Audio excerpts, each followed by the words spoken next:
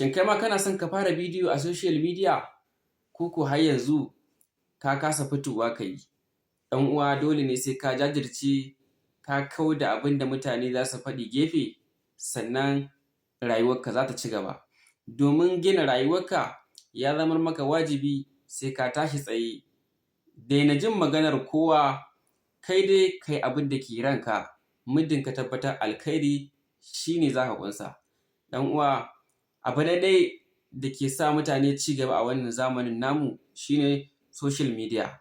Ya kamata ka yi ƙoƙari kai ma ka gina feji a cikin social media, YouTube, TikTok, Instagram, Facebook da sauransu. Duka waɗannan abubuwan suna matuƙar kawo ma 'yan uwa kuɗaɗe da dama, ba ƙanƙanin kuɗaɗe ba.